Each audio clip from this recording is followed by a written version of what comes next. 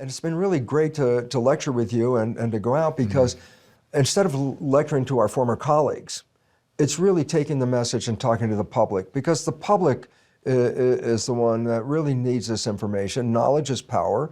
Lack of knowledge is a lack of power. And the knowledge that they've been operating from on the basic science that we always thought that was truth turns out to be flawed. So much flawed that that's why we're creating our own extinction, because our belief systems are flawed.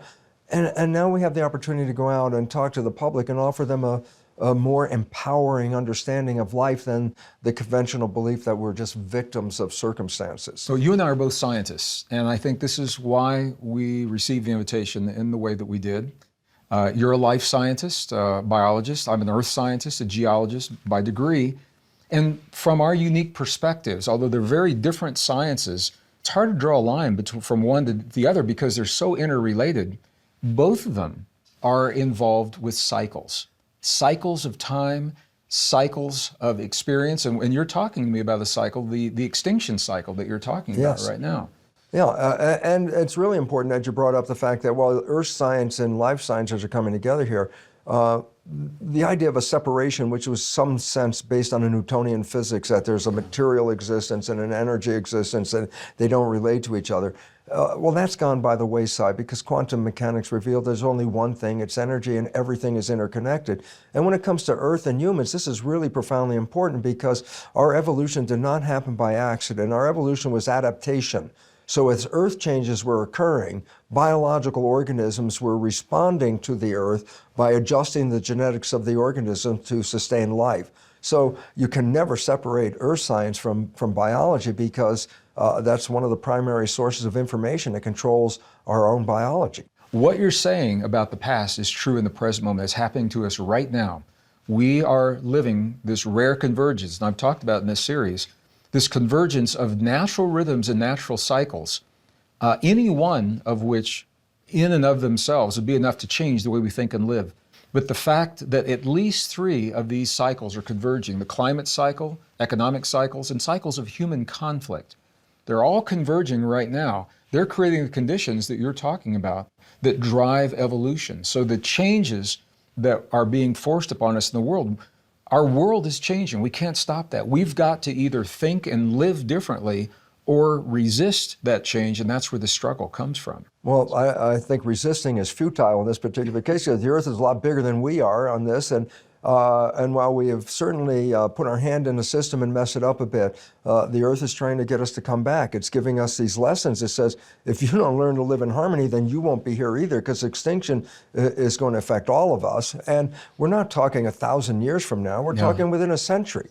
And so it really is important for people to wake up and say, what have we done and why have we done it, and is there a better way to do it? And this is why I enjoy our collaboration, because we offer answers to those very vital questions. When you're presenting, you have such an awesome way of being very present with the audience, whether there are 5,000 people in the room or there's 200 people in the room. Everybody feels like you are there just for them.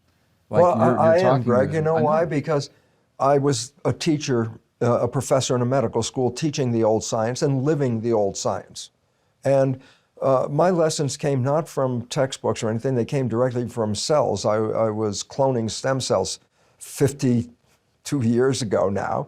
But the relevance about that is by studying the cells, I really learned another way of life. They taught me.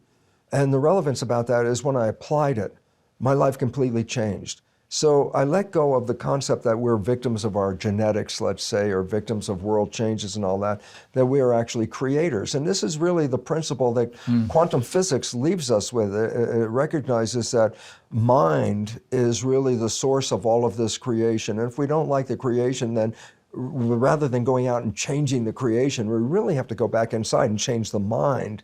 And this is all empowering, because it means that an individual doesn't have to go out and fight the world.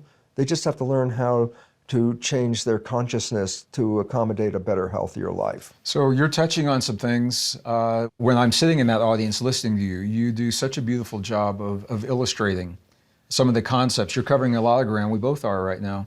But I want to ask you a couple of specifics, just so our viewers have a sense of precisely what you're talking about. So I'm Yeah. going to take about a half a step back. Okay. When you talked about the impact that humans are having upon the earth right now, you give a statistic for the amount of life that has disappeared in our lifetimes, and it is a mind-blowing statistic. I watch people in the audience when they hear this number.